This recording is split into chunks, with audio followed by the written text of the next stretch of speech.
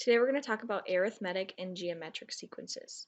Starting with arithmetic. Arithmetic is adding or subtracting. So this is the linear piece when we were looking at linear versus exponential. Linear is adding or subtracting, that is arithmetic. A sequence is arithmetic if the difference between the terms is constant. Notice it says difference, that means it's adding, subtracting. For example, 1, 4, 7, 10, 13.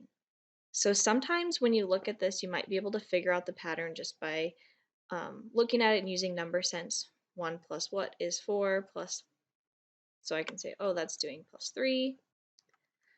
I know 1 plus 3 is 4, 4 plus 3 is 7, 7 plus 3 is 10, 10 plus 3 is 13, and so on. If you can't quite figure out what it's adding by, or you're not sure, you can always take the second number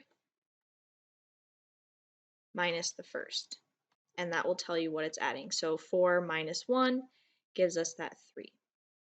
Now let's look at these three examples and see if they are arithmetic or not. If they are, it says find the common difference. The common difference is what is it adding? We're always looking at adding. So arithmetic, I said it adds or subtracts. Instead of subtraction, we are going to think about adding a negative. Adding a negative is the same thing as subtracting. Okay, again, if we're not sure, we could do the second number minus the first. 11 minus 7 is 4. So this is plus 4. And then we figure out if that's still working because we want to make sure that it's a pattern and it's not just the first one. 7 plus 4 is 11. 11 plus 4 is 15. 15 plus 4 is 19. So yes, this is arithmetic because the pattern of adding works. Next one. So I see 1 to 4 would be adding 3, but 4 plus 3 is not 9. That would be adding 5, and then that's not the same. So no, this is not arithmetic. It has to be constant. Constant means it's the same each time. Next one. So you may be able to figure that out by looking at it. If you can't, you can do the second number minus the first number. We get negative 5. So we know that this is adding negative 5 or subtracting 5, but we're talking about adding negative 5. 2 plus negative 5 is negative 3. Again, we need to see if this works for the whole pattern. Negative 3 minus 5, negative 8. Negative 8 minus 5, negative 13. Yes, this is arithmetic. Now, other than just continuing a pattern to figure out what comes next, we can use what's called an explicit formula. And so this formula, a sub n, whenever there's this subscript, we say sub. A sub n equals a sub 1 plus d times the quantity n minus 1. N represents the term number that you're trying to find. D represents the common difference. A1 would be the first term in the sequence. First, we need to figure out what is the common difference. So 5 plus what is 15? That would be plus 10. 15 plus 10 is 25. Plus 10 is 35. So I can use this pattern to keep going. But if I'm trying to find the 100th term in the sequence, I'm not going to waste my time doing plus 10 plus 10 plus 10 until we get to the 100th term. We can use this formula to figure it out. So we need to write the explicit formula. A sub n equals our first term, which is 5, plus our common difference of 10, and then n minus 1. Since we don't know n right now, that's our explicit formula. Then we're looking at the 100th term, so that just changes the n piece. I can put 100 minus 1, or if you want to, we know that 100 minus 1 is 99. You could just put 99.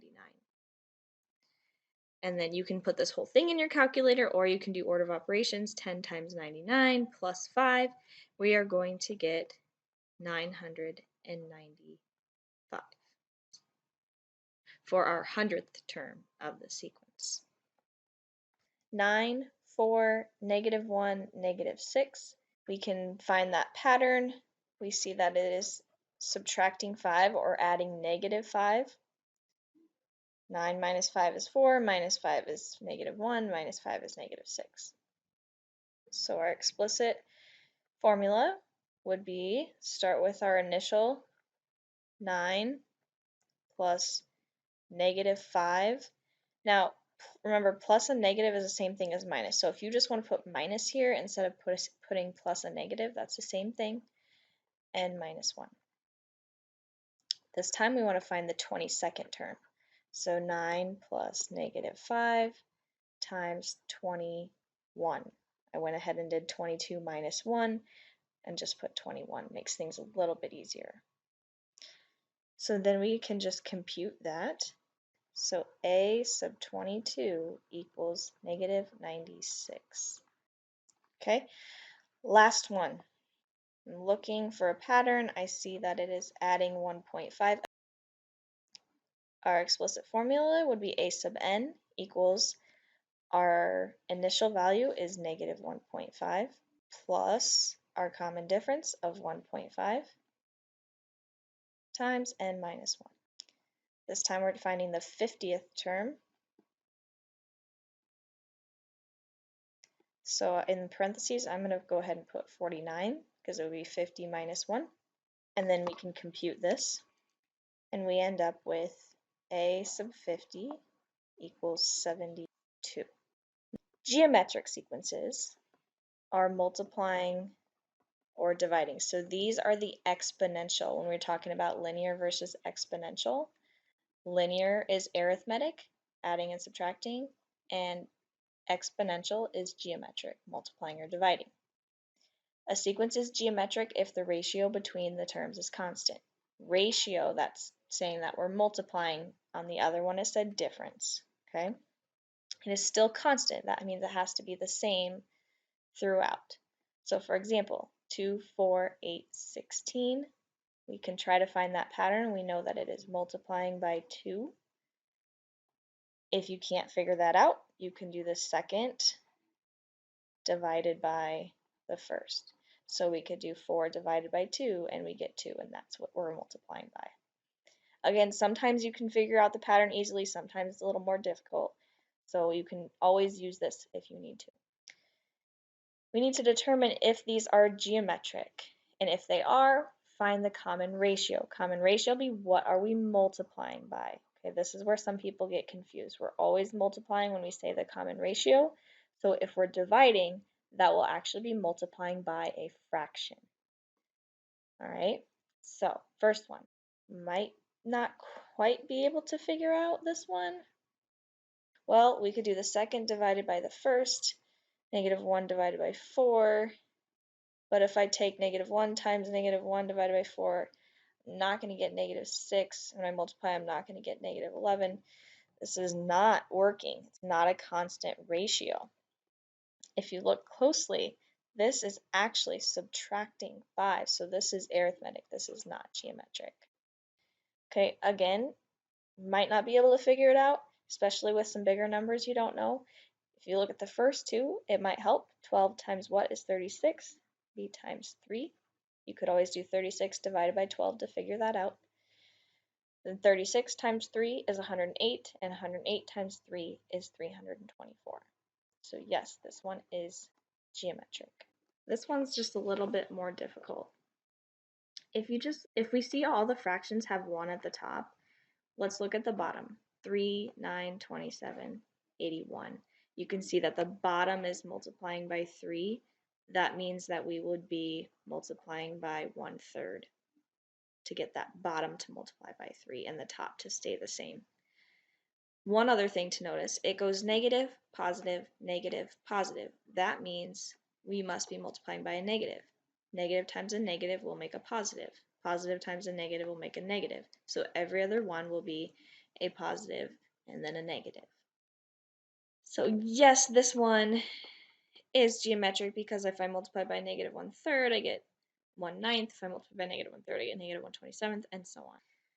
The explicit formula for geometric sequences is a sub n equals a sub 1 times r to the power of n minus 1. So notice this is our exponential function. It kind of looks like how we talked about a times b to the power of x.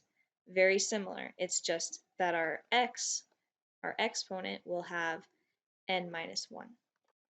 Okay, so I see that it's going down. That means it's going to be multiplying by a fraction or dividing, but we want to think of fractions instead of dividing for our common ratio. It will not work. This has to be multiplying, so I cannot put dividing.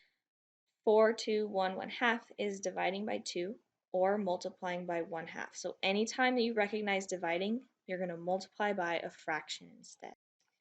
A sub n equals 4, our first term, times our ratio of 1/2 to the power of n minus 1. So to find the eighth term, we would do 4 times 1/2 to the 7th power, 8 minus 1. You may want to put this in parentheses, but it won't matter in your calculator. And we should end up with a sub 8 equals 1 over 32. You may have gotten a decimal depending on which calculator you use. That is okay. You can have a decimal or a fraction answer. So this is multiplying by, we can do negative 10 divided by 5 is negative 2. So it's multiplying by negative 2, multiplied by negative 2, multiplied by negative 2. A sub n equals our first number, 5, times our ratio, negative 2, to the power of n minus 1. So a sub 10 equals 5, parentheses, negative 2 to the power of 9. 10 minus 1 is 9. This one you do need to have the parentheses because of that negative sign. In our calculators, we get negative 2,560. Last one. We can see that that is multiplying by 4. 1 times 4 is 4. 4 times 4 is 16. 16 times 4 is 64. Our explicit formula would be a sub n equals 1 times 4 to the n minus 1. When we're multiplying by 1, when our a value here is 1, it's not really necessary. So we could actually say 4 to the 7 minus 1, 4 to the 6th power. You can keep the 1 there and it is not going to hurt anything at all.